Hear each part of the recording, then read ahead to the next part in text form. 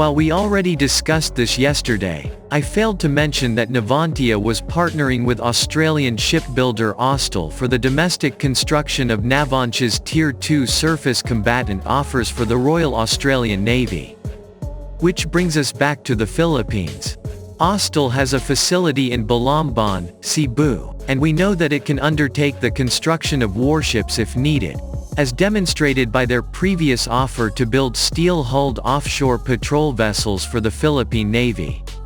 Should Navantia decide to participate in the Philippine Navy's future requirements for new warships as part of the Horizon 3 phase of the RAFPMP and beyond, it is highly possible that they might also tap Austal to build the ships locally if the technical specifications and terms of reference of PN shipbuilding projects include clauses for transfer of technology and local construction. While it may be more expensive for the Philippine Navy compared to the drop price offers from South Korean shipbuilder HD Hyundai, which enjoys subsidies and support from the South Korean government, ultimately the Philippines needs to have the capability to build its warships by Philippine-based shipbuilders with Filipino workers and suppliers. Defense Chief Gilberto Teodoro Jr. said on Friday that possible amendments to the procurement law for the modernization program of the armed forces of the Philippines will be likely. In a recent media interview during an event in Cebu City, Teodoro said revising the policy on purchasing military assets for the AFP will come along with the government's effort to boost the country's self-defense posture, which is firmly backed by various legislators from the Senate and the House of Representatives. I am happy to report that the Congress has promised us two things: the amendment of the modernization law and the procurement law of the armed forces, he told reporters.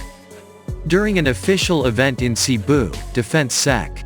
Gibo Teodoro expressed his support for the participation of Cebu-based shipyards and industry in the AFP modernization program.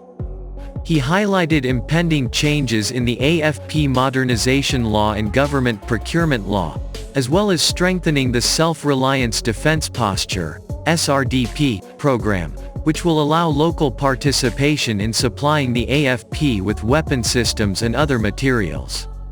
This includes ships for the Philippine Navy.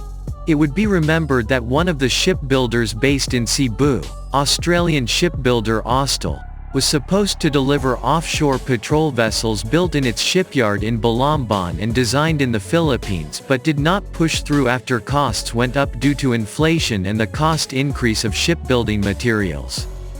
The DND may reconsider these options again in the future as the Philippine Navy continues its modernization and expansion efforts.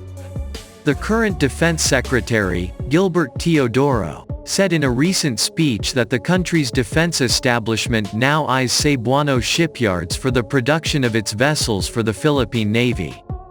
It was known from the previous administration that the Philippine Navy almost secured a contract with the Australian shipbuilder Austal, who also has a shipyard situated in Balamban, Cebu, until inflation got the deal and the contract went to HD Hyundai Heavy Industries, of which it became what is now known as the HDP 2200 plus OPV. With the current aims of pushing the Self-Reliance Defense Posture initiative, it may be possible for Austal to get back to the deal again, and hopefully they can secure an excellent deal this time around.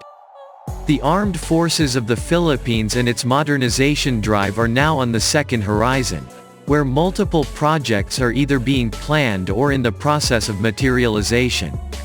One of those things belongs to the Philippine Navy, which desires to obtain a platform capable enough to be a deterrent, such as submarines and vessels that will replace a portion of old, World War II-era vessels such as the offshore patrol vessels, whose program calls for at least 6 units.